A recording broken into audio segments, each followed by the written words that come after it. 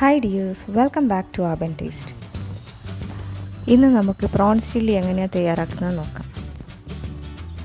ചെമ്മീൻ കൊണ്ട് ഒരുപാട് ഡിഷസ് നമ്മൾ ട്രൈ ചെയ്യുന്നുണ്ടെങ്കിലും പ്രോൺസ് ചില്ലി ഉണ്ടാക്കുന്നത് വളരെ കുറവാണ്.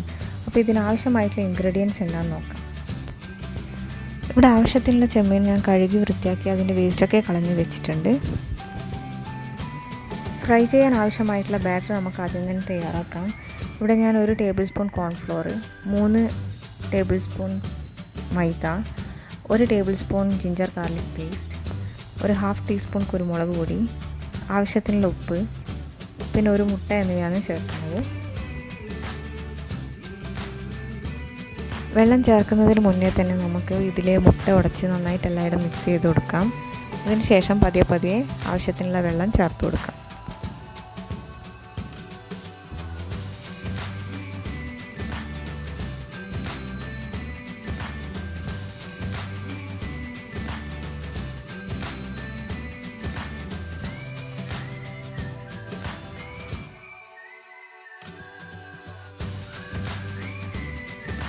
ഈ ഒരു കൺസിസ്റ്റൻസി കിട്ടുന്നത് വരെ നമുക്ക് കുറച്ച് വെള്ളം ചേർത്ത് കൊടുക്കാം.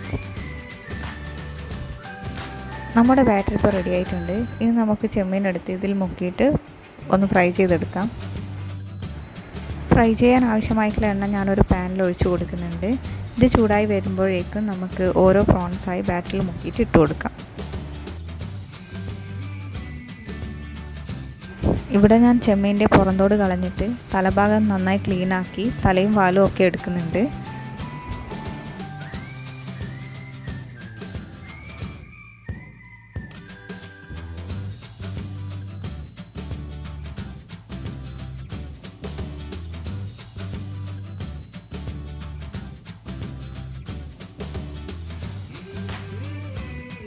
പ്രോൺസൊക്കെ ഫ്രൈ ചെയ്ത് വെച്ചിട്ടുണ്ട്. ഇനി ഇത് നമുക്ക് മാറ്റി വെക്കാം.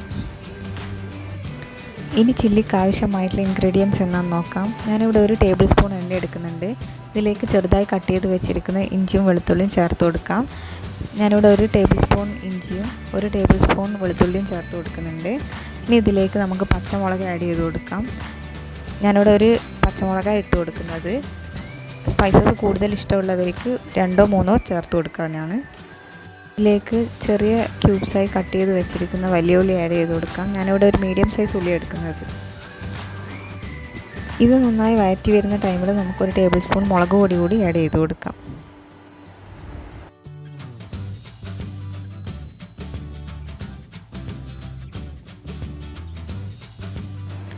ഇതിലേക്ക് 1 ടേബിൾ സ്പൂണോളം റെഡ് ചില്ലി സോസും സോയാ സോസും ആഡ് ചെയ്ത് കൊടുക്കാം.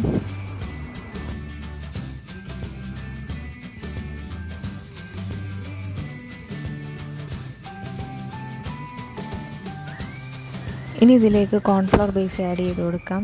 ഞാൻ 1 table spoon cornflour 2 table spoon വെള്ളത്തിൽ കലക്കി വെക്കുകയാണ് ചെയ്തത്.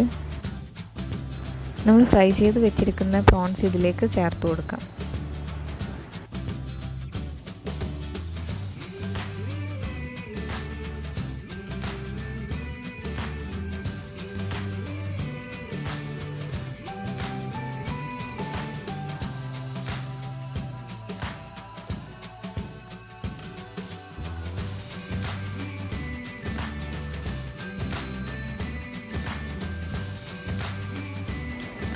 ഇതിലേക്ക് ഞാൻ കുറച്ചുകൂടി വെള്ളം ചേർത്ത് കൊടുക്കുന്നുണ്ട്. എന്നിട്ട് നന്നായി ഒന്ന് മിക്സ് ചെയ്ത് കൊടുക്കാം.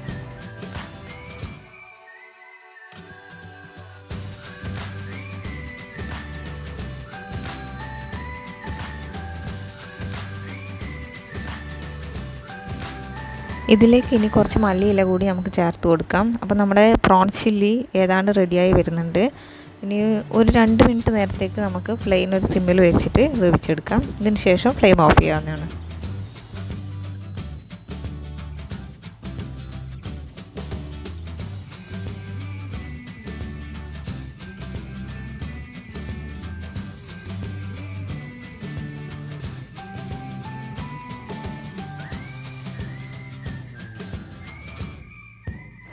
നമ്മുടെ പ്രോൺസ് ചില്ലി ഇവിടെ റെഡി ആയിട്ടുണ്ട്.